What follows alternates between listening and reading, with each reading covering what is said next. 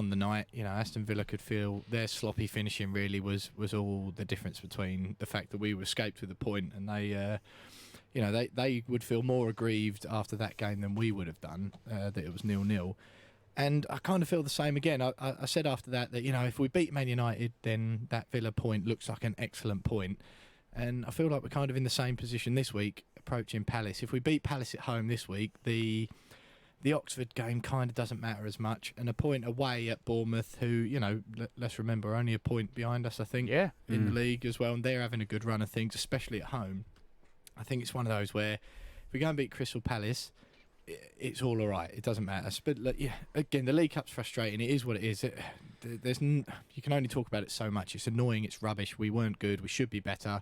They made 6 changes to their team as well. I know we made 9, but they made changes to their league team as well. So they had a team that weren't used to playing with each other as much.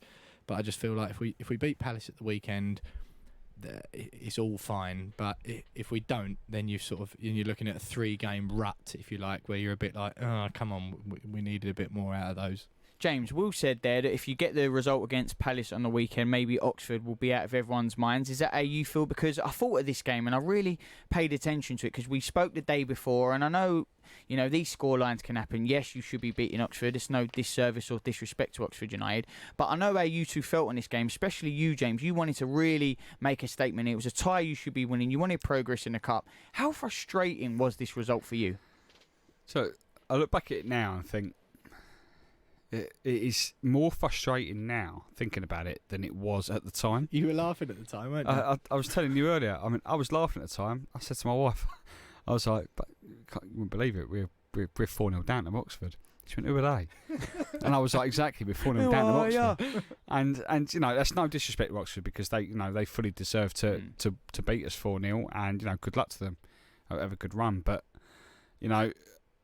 But then we get the good result because I said last week on the show that a point at Bournemouth would be a good point.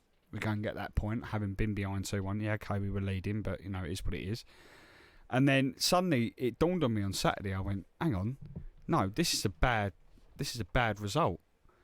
The Oxford game, it's more embarrassing than the Wimbledon game last season. And the reason why that is because we're far better this year than we were last year. Agreed. And our expectations this year are higher than they were last year. So, and we've been talking for ages about the cup run and how important it is. We got that first season under Pellegrini out the way. We're a little bit more settled than we were a couple of years ago. Let's go for a cup run. What cup are we more likely to win? Well, it's the League Cup, because that's the cup that some of the top 6 clubs don't try hard enough to win unless you're Man City and they just go out for everything. But sorry, it just annoying. They're not the only ones, are they? They're not the only ones, but at the same time, okay, Premier League clubs lose to lower league opposition. They do. It happens every single season. Cup upsets happen every season in any cup, whether it's the FA Cup, the League Cup, the Champions League, Europa League. It happens. But to get beat 4-0, for me, that's unacceptable. Well, this is it. This is the manner of the defeat. And obviously, speaking to you guys and watching West Ham every week, when I was speaking about the result, I said, because I keep an eye on your results. I said, West Ham have lost 4-0 to Oxford. And everyone went, it's West Ham, ain't it? Same old West Ham beat Man United, then they go and lose to Oxford. And I sort of got on the defensive a little bit. I went, well, it's not the same old West Ham because this year, as James alluded to, they are better and they should be winning these games. And I was almost a West Ham in spirit. I don't want it to be the same old West Ham. Was that the frustration for you? I think what I've been saying to you, Charlie, for a while, whenever we spoke about the Cups before, because it is a bit of a football cliche that really annoys me when people go, clubs like West Ham, Leicester, Wolves, Everton, they should be winning a trophy. First of all, that's annoying because, James touched on it just there, Man City, Liverpool, teams like that, they don't go into seasons just wanting to win the Premier League and the Champions League. Man City especially, they want to win every single competition they're in. That's the nature of the club, that's the mindset of the football club. And no cup is easy to win. Exactly. So, last year we lost at home to Tottenham in the League Cup. That's how we went out. And alright, it's Tottenham, which is more annoying because of the rivalry, but from a purely footballing stance, you look at it and go, we lost to a Premier League side who are likely and did finish above us in the league this year. So we're out the League Cup to a Premier League team, fine. When you go out the FA Cup to AFC Wimbledon, that's what really grates me, and that's what I wanted to be different about this season. Everyone, you'll either laugh at me or agree with me whenever I talk about the big team mentality that I'm a big fan of, that Pellegrini talks about all the time. But I think a sign of that big team mentality, if you get knocked out of the League Cup or the FA Cup by a team who are better than you, then it's fine. But and I just felt like this season was going to be one of those where we make small improvements towards that BTM, the big team mentality, where by Triple beating P. teams by beating teams we should beat in the league, and by in the cup competitions, pushing aside teams like we did to Newport. To be fair, that was close. It was a bit of a boring game, But it was a professional performance. Exactly that. That is exactly the word there. Professional.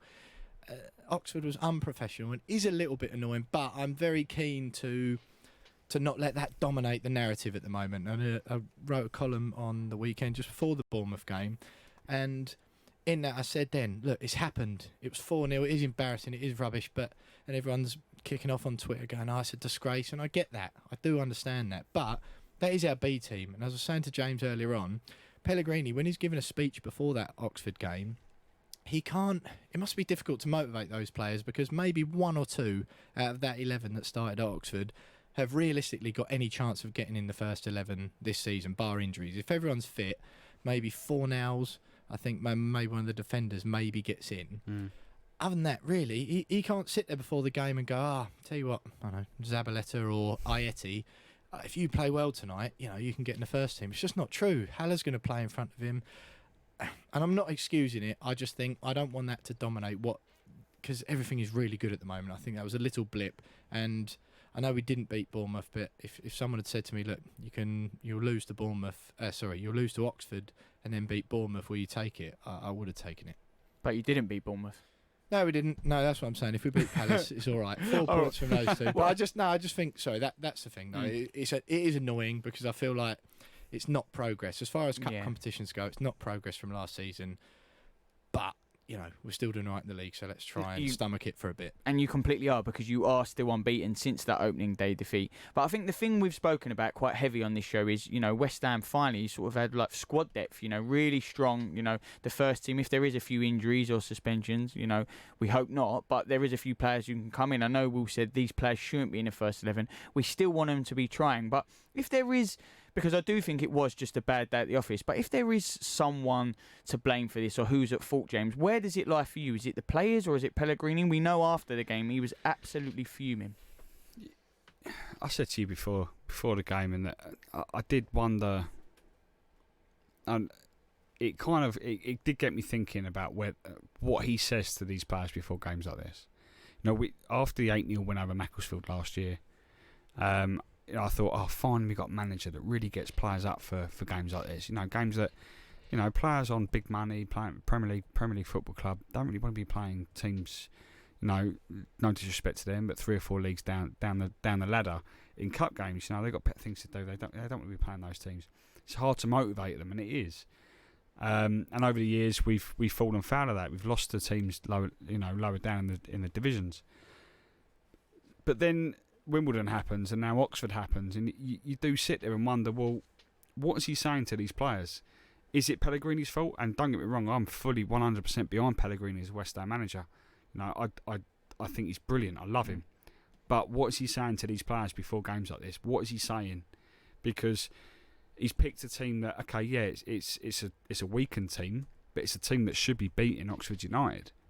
I think this is the problem. It's a team that should be beating them. You've got Jack Wilshere in the starting 11.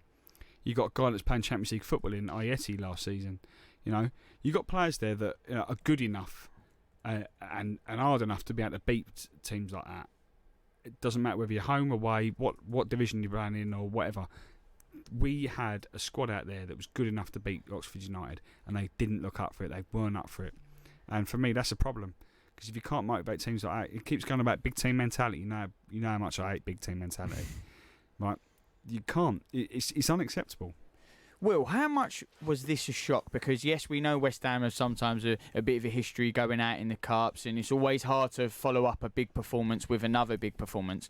But obviously Spurs went out to Colchester in the cup, and people were going, "Oh, that's a shock." And I would argue that they drew the game though. They did draw the game. But Spurs aren't in the greatest form. They're having problems behind the scenes. For me, the biggest shock was West Ham because of the way you're playing this year. Honestly, it really took me by surprise. Did you feel like it was a shock, or can you brush it off as, we've seen this before? No, I'm determined to brush it off, to be honest. No, I am, seriously. No, because I think, and I've said it before and I'll say it again, I remember when we lost 5-0 at Nottingham Forest in the FA Cup. That defeat then, that was embarrassing, but probably, I don't know if it was more or less. I know it was 1 goal more, but they were in a higher league than Oxford are. I think it's on a level playing field. But at the time, that defeat was emblematic of everything bad that was going on in the club. We were under Allardyce at the time. The football was absolutely appalling.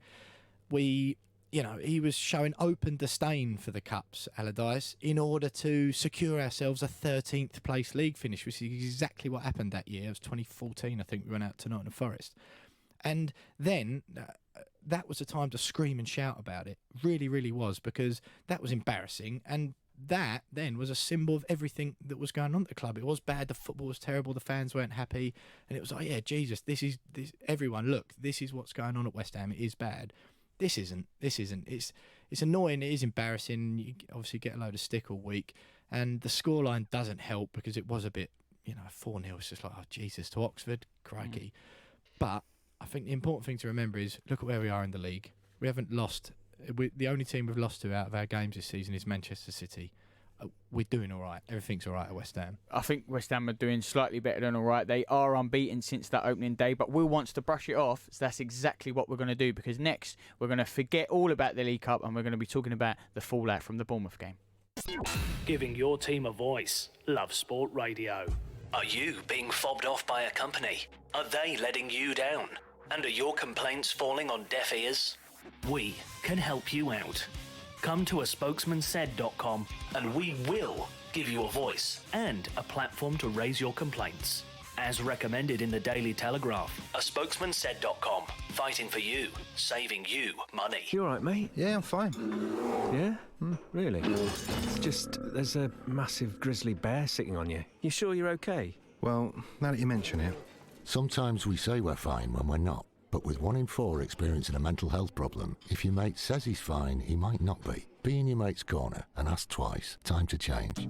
You're in leakage, you're in leakage. You're in leakage, you're in leakage. You're in leakage.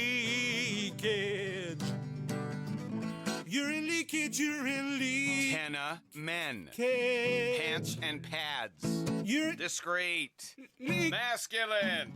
You're secure absorption zone. Buy online or in shops. You're Tenna men. Keep control. Urine? No. Hi, my name's Bob. I'm a retired civil servant from Durham. I used the advice that a spokesman said gave me to haggle with Sky to reduce my monthly payments from £86 per month to £43 per month, which was a saving of £774 over the 18-month contract. A nice little result, if I say so myself, but it was only due to a spokesman said on his brilliant advice that I was able to do a deal for the new contract. With a spokesmansaid.com. Fighting for you, saving you money. If you're in business, I bet you hate wasting money. We Do Taxi Tops can help you achieve minimum wastage on your advertising costs and maximum exposure. Our revolutionary taxi tops can target your potential customers in the right place at the right time, so your message has the greatest potential for making an impact. We Do Taxi Tops. Visit WEDOOH.com. We Do. The smarter, quicker way of advertising in London, supporting London businesses of all sizes. Love Sport. You are listening to the West Ham Fan Show on Love Sport Radio with me, Charlie Hawkins, and I'm joined by We Are West Ham, James Jones and Will Pugh. We were just talking about the disappointing cup defeat to Oxford in the week. What were your thoughts? Tweet us and let us know at Love Sport Radio or call us on 0208 70 20 558. You can also WhatsApp your same views on that number as well. Let us know everything where the Hammers are concerned. Well, now though, we turn our attentions to the previous weekend. It was Bournemouth. James, last week you said you settled for a point. It was a point, 2-2. Funnily enough, again, Cresswell and Yarmolenko. What were your thoughts? They're the men of the minute. Yeah, I think I said last week it'd be a good point, and I was actually delighted. Okay, we went 1-0 up. Well, you said to me before that you were a little bit gutted that you know if you go 1-0 up in a game, then you expect to win it. Just classic football fan. Yeah. But we did go. We went 1-0 up, and then 2-1 down, and then we clawed it back. And it's a game that, and it's a result we wouldn't have got last year. And we lost 2-0 there last year. You sound like Declan Rice. Yeah. No, but Declan Rice is right what he said when he come out and did that. And he said that West Ham last season would have lost those games. And going 2-1 down at Bournemouth without VAR, it would have been 3-1, and we would have lost that game probably 4-5-1 because we would have capitulated. So we've done all right in terms of getting that point, given that we were behind. But you have to look at it and go, if VAR weren't there, thank God it is, eh? Could be a won it though because. What did you think of the VAR for obviously their goal? And obviously it was 1-0 up. They got the equaliser. There was a lot of hoo-ha about that. Will, I know you're a keen advocate of VAR. What did you think? Because Jeff Stelling said no way should that be a goal. No, it was a goal. Yeah, that's the thing, isn't it? Yeah, it was a goal. I had this conversation time and time again since it first came out, and I'm sure I'll have it for the rest of the season. I was having it with my housemate the other night. It's just, you have to draw a line somewhere. The line is drawn by the lawmakers where it is at the moment. Whether they draw it somewhere else next season and say daylight, whatever, it doesn't matter. You will still get decisions, whether it's daylight or whether it is as it is now, where people are millimetres on or offside. When you've drawn a line there somewhere, the technology is in to help referees and people in general see where that line is drawn. So, you will get tight ones where people go, what are you calling that for offside? But Man United the other night was a prime example. The Lions was put his flag up and the bloke was Aubameyang's goal against the lineup was Old way Trafford. out as well. Exactly, but that's Did what you I'm feel saying. like, again, Man United, just quickly, was you like, couldn't you believe it when that was given offside to start with? But I just think that's what it's for. That's what it's for, isn't it? One of the consequences of VAR is going to be decisions like West Ham one. And I think West Ham have been a little, not unfortunate, but we've been involved in a couple of millimetre ones this season, haven't we? The City one on the first game and then at the weekend. At the end of the day that we are on the right end of a decision like Aubameyang's against Maguire at Old Trafford on Monday night, it's all fine then, is it? Because genuinely imagine, like, which would have happened last season. It was the Liverpool game last year, wasn't it? Exactly. James Milner. If he'd have flagged that offside, it'd have been an absolute travesty, wouldn't it? But no, the bloke was onside. He's put the ball in the net, and it's 1-1, and that was what's supposed to happen per the laws. I think that regardless of all the VAR stuff, we've got a point away from home, and I'm always a believer. If you win your home games, or more home games than you lose, and you pick up, you just avoid defeat away from home, which we have, haven't we? Yeah. Which we have. You're on your way to a good season, and barring a cup game and barring the opening 3-8 against City, we've done exactly what has been expected of us, really, and that's why we're fifth in the league, and only fifth in the league on goal difference or goals scored, as it were. Over Look at Arsenal. the smile, the glint in that man's eye as he says that. I was saying to, you didn't need to say the last bit, but it's much appreciated. I was saying to my mate at work earlier, who's a Tottenham fan, I was going, we're Champions League team next year. Do you know what? I'd love nothing more than us to get in the Champions League next year and go and win it. Sound like Kevin Keegan. Just so we can go one better than you. Just so we can go one better than you. I'd love it if we beat them. It'd be lovely, wouldn't it? It'd lovely. Obviously, it's not going to happen, but. Well, you don't know, do you? You don't know. You never know. It's nice to have dreams. It always is nice to have dreams. The season is young. Will, let's quickly talk about Yarmolenko, because since that poor performance against Villa, you was arming and ahhing, should he come off? He's kind of performed better in the next two games, hasn't he? Obviously, United, Bournemouth popped up with goals in each. Is this the type of performance you wanted to see from him? 100%. And I said it to you, didn't I, Charlie? We did the show after the Villa game, and I thought, oh, blimey, not a good night for him at all. He got hauled off on about 60 minutes, I think, and deservedly so. He was really poor.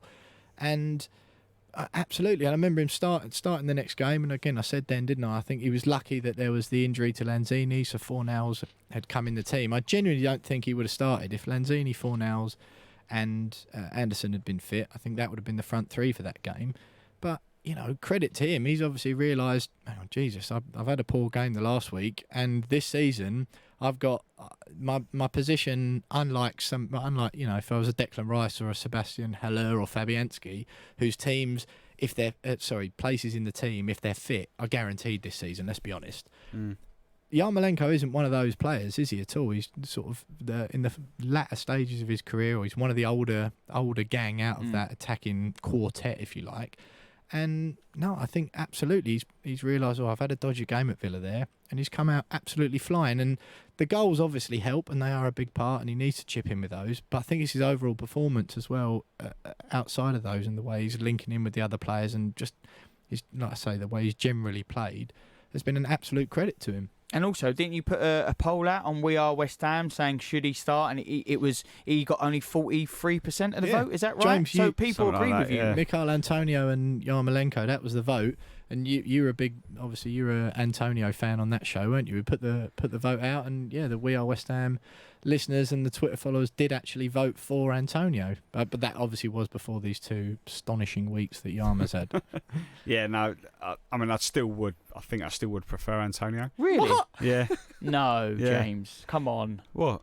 I thought you were going to climb back and agree that you were actually wrong all climb along. back over to Yarmolenko. No, I mean, I love Yarmolenko. No, well, don't seem it. Well, no, Prove I do. Yarmo, if you're listening, I do love you.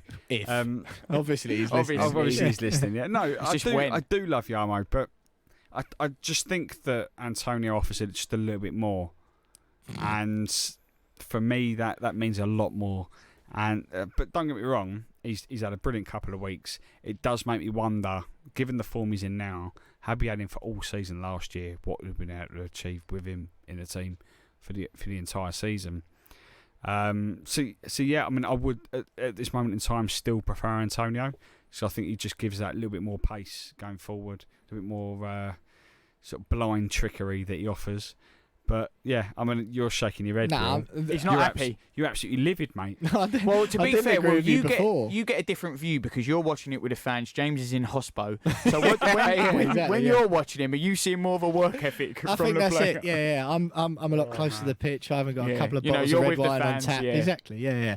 No, I didn't agree with you before he'd scored 2 and 2 and played out of his skin twice. So no, maybe it would be interesting to put that vote out again. But I mean, it was fairly close. But I think it was 54% in favour of Antonio. And I think my problem with Antonio is I've had a bit of a thing with him for quite a while. So I think that comes into it. I like the idea of Yarmolenko. I think he's something a bit fresher. But I think that we've certainly done that conversation to death, haven't we? Yeah. He's not happy, James. Well, we're talking everything else from that game because obviously there was an injury to Fabianski. We're going to be talking more about Yarmolenko and Cresswell in a little bit. And also, it will be time for a Palace preview. This is Love Sport. You're in leakage, you're in leakage. You're in leakage, you're in leakage. You're in leakage. You're in leakage, you're in leakage. Henna men. Pants and pads. You're discreet. Masculine. You're secure absorption zone. Buy online or in shops. You're Tenna men. Keep control. You're in? No. If you're driving on a motorway and you see a red X sign overhead, you need to change lanes safely. Driving in a red X lane is an offence. Red X's are there for a reason, to protect you and others from danger. The lane may be blocked by a broken down vehicle or road workers, or the lane may be needed for the emergency services. So if you see a red X, change lanes safely. Highways England, connecting the country. If you're in business, I bet you hate wasting money. We Do Taxi Tops can help you achieve minimum wastage on your advertising costs and maximum exposure. Our revolutionary taxi tops can target your potential customers in the right place at the right time, so your message has the greatest potential for making an impact. We Do Taxi Tops. Visit wedooh.com. We Do. The smarter, quicker way of advertising in London, supporting London businesses of all sizes. How are you? How are you really? Modern life can be busy, and sometimes it's easier to look after others before looking after yourself. But there's only one you. And making small changes to your lifestyle now could improve your chances of staying healthier longer. So take the first step to a healthier you with our free How Are You quiz. See how you score and get personalised tips and support. From how to eat a little healthier to turning a 10-minute walk into exercise. Just search 1U. Love Sport Breakfast with Richard Lee and Patrick Christie's. What I loved about that whole incident, don't consider apologising, just make it known that, no, actually, I'm right. We should be spying on each other. Yeah. And then you kind of question yourself, like, maybe he's right. We should be out there doing really bad things. I don't know. There's some life advice there from Richard Lee. You know what? Just do it. Just whatever's going on in your head now, just do it. Just do it. What's the worst that could happen? Take the Bielsa line. That's what I say. Can you imagine, though, like being Leeds' press officer? Because obviously Bielsa is crackers. Yeah. Is he like, oh, I've got a press conference. Where is he? I don't know. And then just like at the back with the glass windows of the press centre, you just see Bielsa there with like an open dressing gown just fiddling through the weeds. Like, Bielsa, come on in. We need to do this. We've got a press conference. It's fine. She can look after the dogs. It's fine. Leave them there.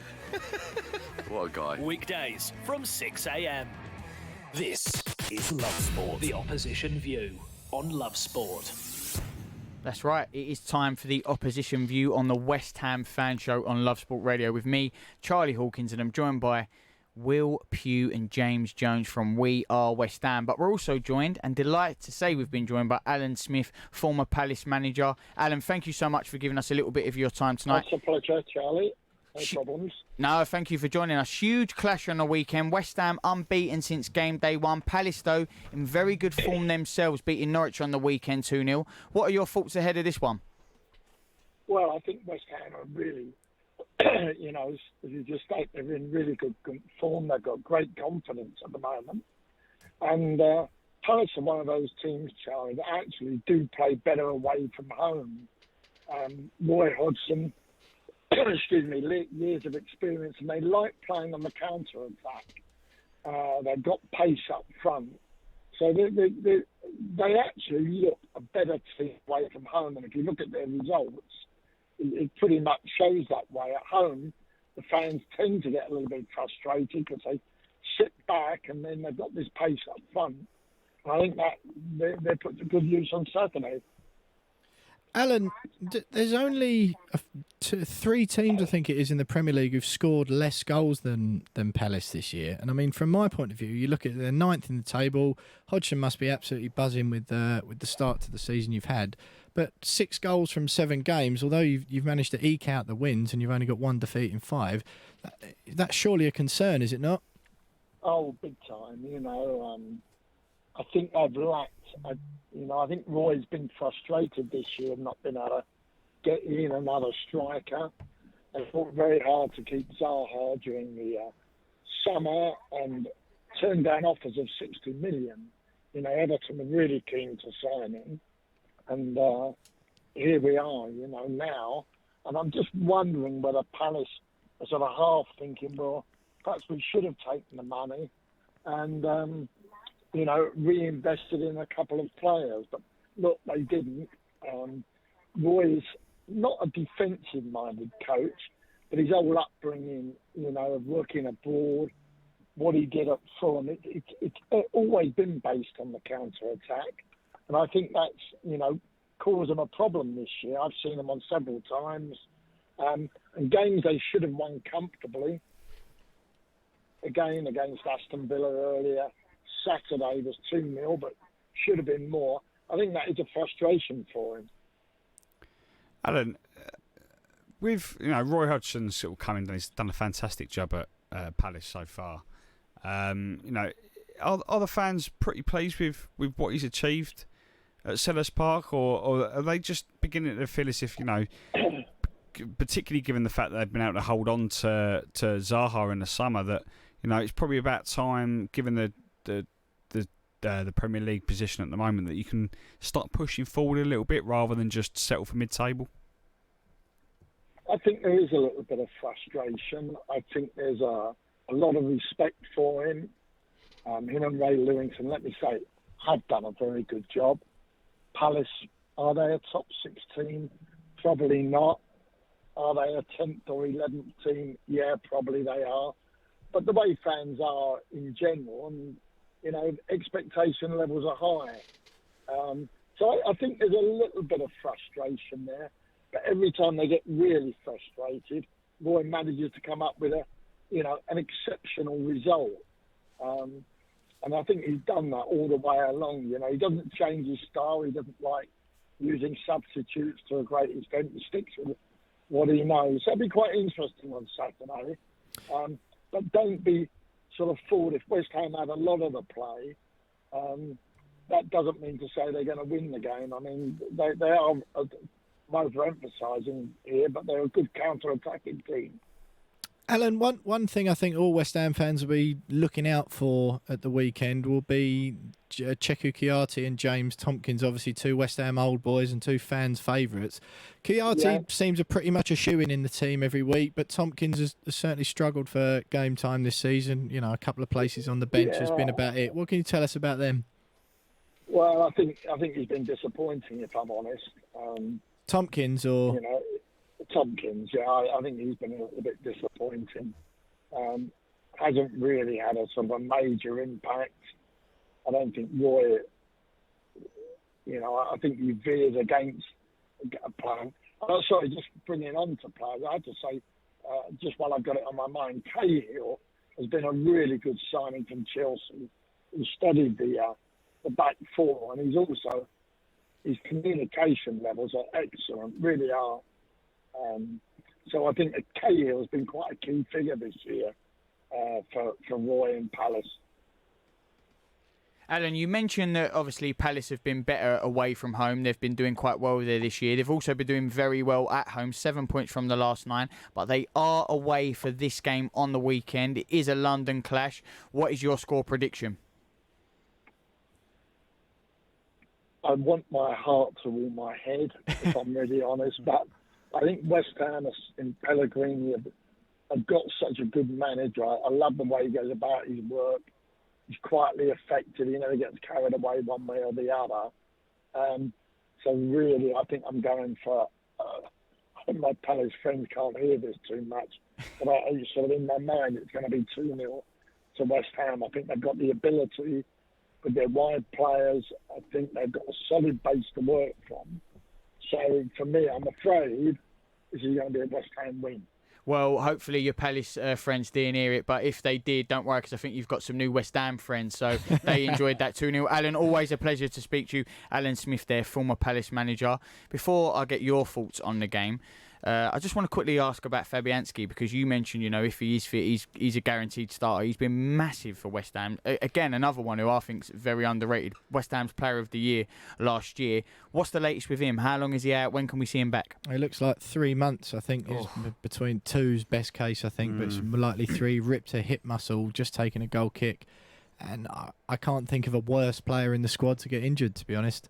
I think that is terrible. I mean, Haller maybe would be one of those who you really, really wouldn't want to lose. But I think especially the state of Roberto as well. I mean, James got a slightly different perspective on this. But the thing is, he hasn't covered himself in glory. I know he played at Oxford, conceded 4, and I know, none of them were like massive, huge howlers, but he just doesn't look decent. I remember seeing him, I watched him in the Atletico Bilbao game before the season, and he looked a bit shaky there. There's a few times, or whenever he's played, basically, no one's gone, he looks all right, he looks solid. So, to not dress it up too much, while the Oxford thing was bad, I think the worst thing that has happened to the club since we last did a show is definitely the injury to Fabianski. Well, James, what is your other perspective on it? Well, I mean, it does worry me. At first, when I heard the injury, I thought, do you know what? It's fine. We've got backup goalkeepers. Every club has them. Believe it or not. It just annoys me that it's this year that we've had the Fabianski injury, because we had Adrian, who was our backup keeper last year. Away. 70 grand a week, Adrian. Let's just remember that. Oh, don't know about the wages. We ain't 70 got to pay grand a week. We haven't got to pay it, have we? That's David Sullivan's problem. I just think that it's just typical that it's happened this season. But my perspective on it is that everyone's been moaning, is he good enough? Is Roberto good enough? Well, I think we've been told that he's probably not good enough by the fact that ever since that game, the manager's come out and gone, I trust Roberto, I trust him. Fredericks has come out and gone, Roberto's great in training, he's brilliant. Suddenly, all these little interviews, they're all dropping in little quotes on how good Roberto is in training, and how much the squad love him, and how good he is, and how much they trust him. And for me, no one asked for that. Yeah. I mean, he's not had a couple of stormers and them going, oh yeah, we love him. Yeah, that's why we love him, because he's had a couple of really good games. You know, they're doing it because they're like, everyone, like, get behind him. He needs a bit of confidence, and that worries me more than anything else because, you know, they've forced.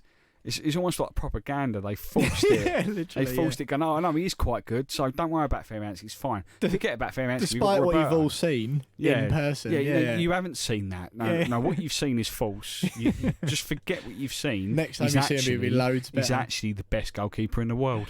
He might be. We never know. I do like a soundbite. But how quickly, not could this derail West Ham's fantastic start to the season, but, you know, it is such a key piece. The goalkeeper, you know, it gives confidence to his defenders. It reverberates through the rest of the team. How big a cause for concern is this, Will? We're not obviously it's going to be down to one man, but if he is at a much lower level than Fabianski, is it a big worry? No, it's enormous. I think, first of all, I don't know what it says about David Martin. He must be really bad. Well, at least he gets a spot on the benches. Well, that is true, yeah. But no, I do. I think it's bad news, to be honest, because I think you've got the defence there. We've somehow managed to keep a few clean sheets this season, haven't we? And it is somehow, because I think that defence looks going to continue with Roberto. But that defence looks shaky. I think Fredericks and Masuaki, when he was playing, are very attack minded, and that's the way Pellegrini wants to play, and that's fine. But with that, you lose that bit of defensive balance.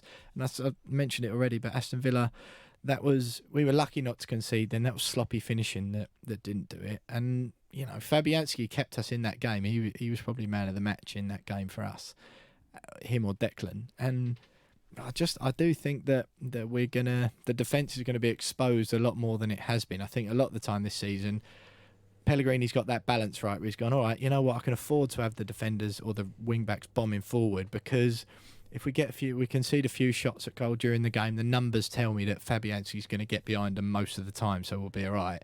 Now I think I'd be playing 6 at the back every week. It's just we've got to make sure that no one shoots against us. Just don't. That's an easy task in a football game. Yeah, don't shoot against us. Just please don't. Well, I know you're saying the cause for concern is now the defence. How many shots will they take in a game? But before we get your score predictions, let's quickly look at the attacking options. I don't want it all to be about the defence. Sebastian Haller, yes, he's not getting on the score sheet, but very impressive performances. You're talking about how pleased you both are, him as a target man. I think he's been absolutely superb. Okay, he's not scored in 3 games, is it? 3 Premier League games?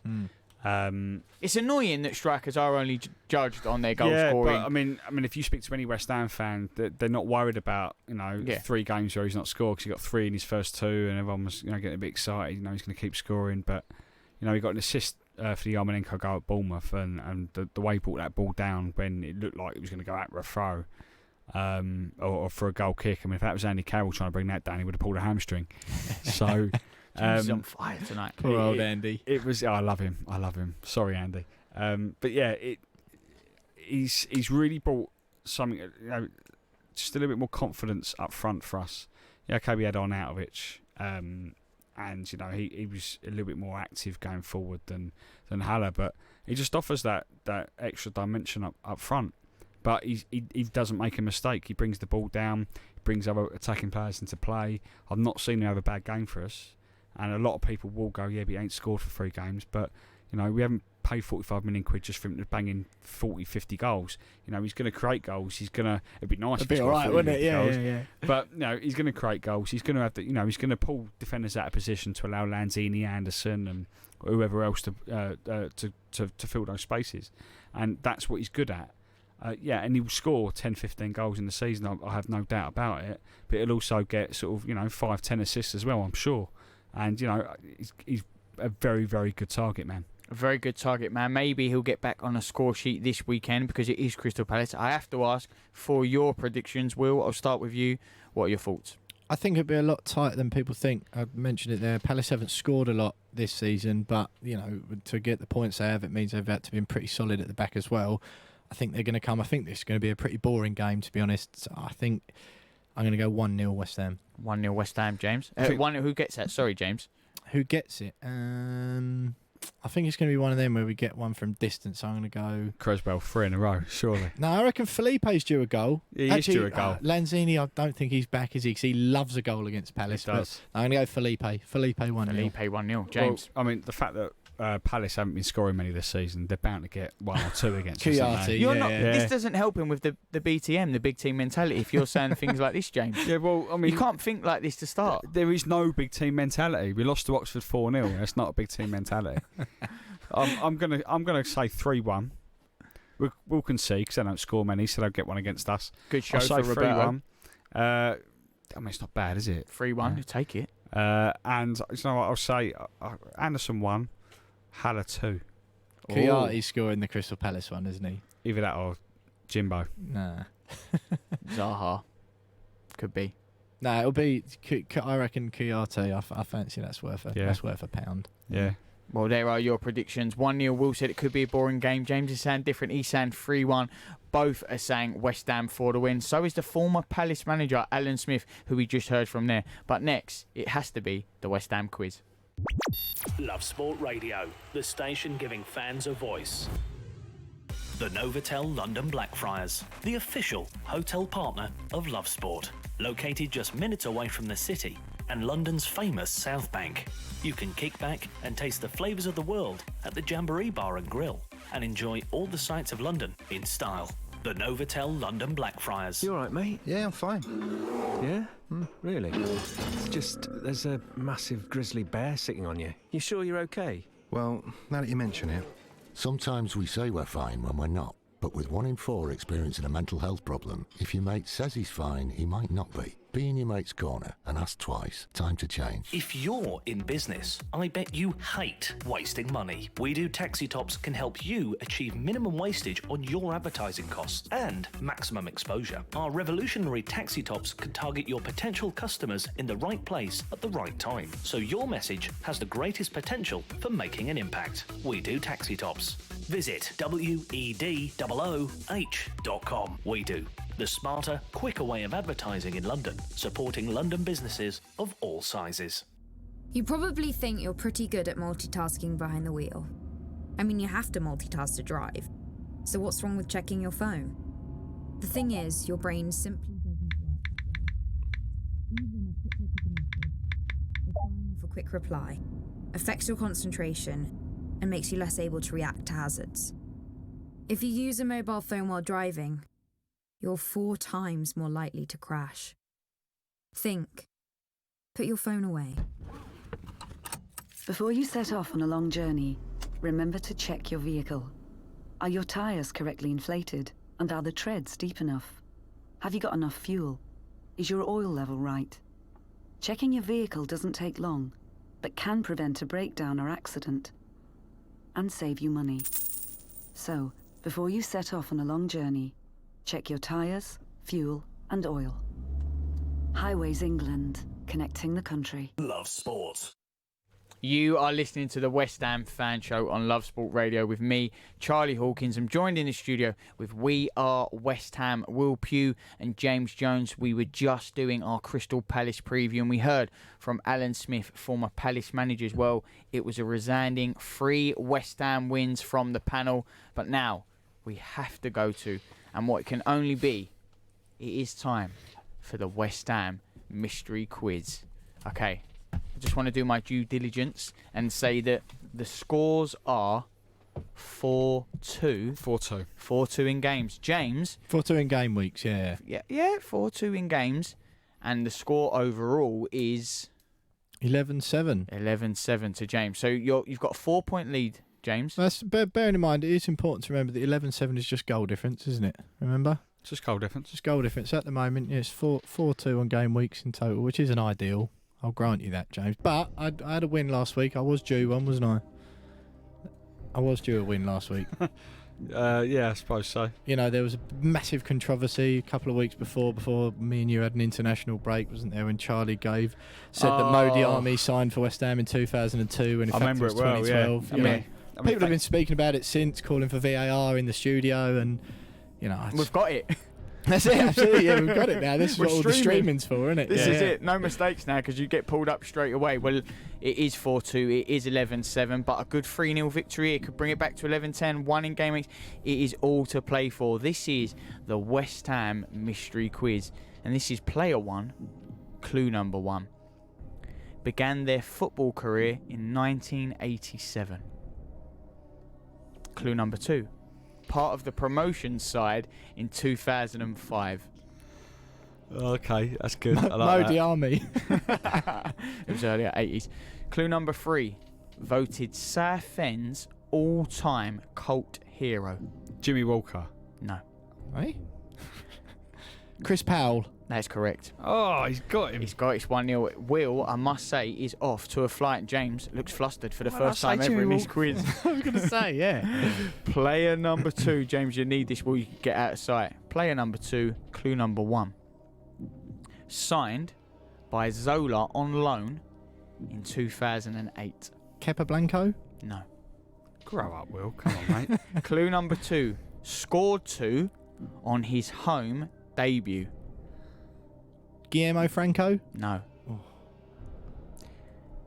Clue number 3. Is an Italian national. Di Michele. That is correct. It is 1-1. David Di Michele and Chris Powell I were was the gonna go first two Diamante then names as at the well. hat. It is huge because it is fingers on the buzzer, and we have entered Michele a was such a bad tie-breaking player. situation on the West Ham fan show on Love Sport Radio. This next one is the last one, and it is the one that matters. Who will take the victory next week? Player number 3 in the tiebreaker. Clue number 1. Began their career at Norwich. Dean Ashton? No. It's obvious, isn't it? I'd be annoyed if that was right. Clue number 2. Signed for 750k in July 1993. Oh, Jesus. Oh, man. Clue number 3. Scored their first ever goal in the Premier League for West Ham. Mike Marsh. No. Clue number 4. Only played 9 games. Oh, mate. So I'm assuming it's West Ham, not overall, but yeah. Matty Holmes. No. No. You're firing a lot out. James, you need to get in there because this is the last clue. Did you say, sorry, was the last clue he didn't score? Or he only played 9 games, right? Only Okay, played so, 9 yeah. games. And the final clue for the final player in what is this tiebreaker? Clue number 5. Shirt number 11. Oh, blimey. It wasn't Matty Holmes. Can we have a little quick recap on the Quick clue? recap, and then I'll give you. I'm I can make a clue up here. Right, clue number 1. Began their career at Norwich. Clue number 2. Signed for 750k in July 1993. Clue number 3. Scored first ever goal in the Premier League for West Ham. Clue number 4. Only played 9 games. Clue number 5. Wore number 11.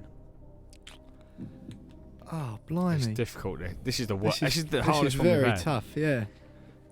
What do you want to do? Right, Can you add a clue in? I can give the initials, or is that too much? No, go on. What do you think, James? I think we're not getting it here. Yeah, are we ain't getting it. I'm sure a load of listeners are getting it.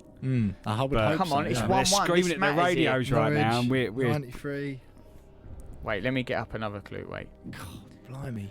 1993, Norwich, 750 grand. Played for England under 21s 4 times. Oh, that's not helping me, mate. Come on. Absolutely no help whatsoever. What's this all Ended their career at Bournemouth. I'll give you their clubs. Started Lee at Norwich. Hodges? No. Oh, it's a shout, though. Played 45 times for West Ham. 40 No, played for 9 times for West Ham. Played 45 times for Rangers before West Ham. Oh, blimey. This is difficult. This is After the West best Ham, one they've joined had. Peterborough on loan from West Ham, then went to Millwall on loan. Steve Lomas? No, he was not. No, he played more. He was number 11, yeah. I think we're getting into initial This is territory. tough, yeah. Initials? I think I know it, but I can't get his name's not coming to me. Oh, that chestnut. Yeah. The initials are... The first initial is D. The surname is G. Dale Gordon? That's correct. Bang! 2-1. Will has won the quiz. I would have never got that. So week. fair play, man. Fair play. 2-1, which means overall the scores are 12-9, but it is 4-3 in games. Will, if you win next week and a clean sweep, it would be level on games and level on scores. That is 2-1. James, you look a bit now slightly more worried. To be fair, I would never have got that one. I would never have got Dale Gordon.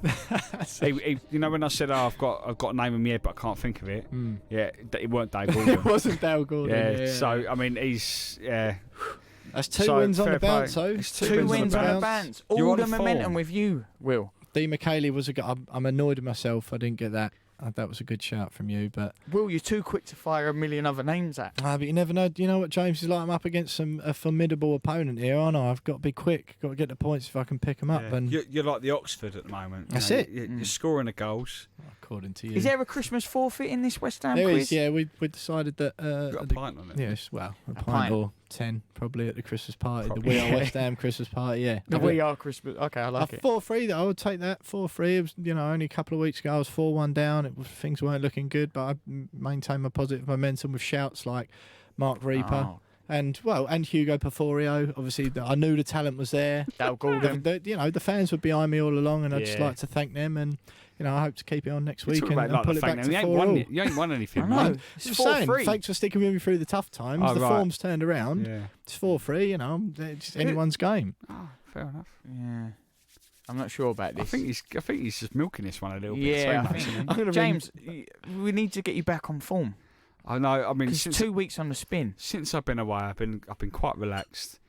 I've lost that big team mentality. It's a lot of West Ham playing. Cup game. It's a Oxford, cup really, game isn't it? for you tonight. It's a cup game. Last 2 weeks, cup Two games. cup games in a Cup row, games. that is, though. Yeah, well, it is what it is. I'm going to ring Dale Gordon up and see if he wants to come to the We Are West Ham Christmas You're party. doing your own version of mini West Ham here. You lost the opener, and then since then you've been on a bit of a run, ain't you, Will? Absolutely, yeah. Strength to strength. No, I'm proud of myself. I've always Proud of backed yourself. myself. I knew I had the ability before. As I said, Porforio, Mark Reaper. It's not the sort of thing that you just you but I can't pulled teach out that. Danny Williamson last weekend, and that was the best call out of all of them. No chance. But no, yeah, I'm pretty pleased with how things are looking going into the next international break, Charlie. Let's be honest. Well, it is 12-9 and 4-3 to James in game and week scores. That was your West Ham quiz, and this was the West Ham Fan Show on Love Sport Radio with me, Charlie Hawkins, Will Pugh, James Jones from We Are West Ham. West Ham do have Crystal Palace on the weekend, but they are going for a resounding victory. We will see you next Tuesday at 7 o'clock on the West Ham Fan Show. This is Love Sport.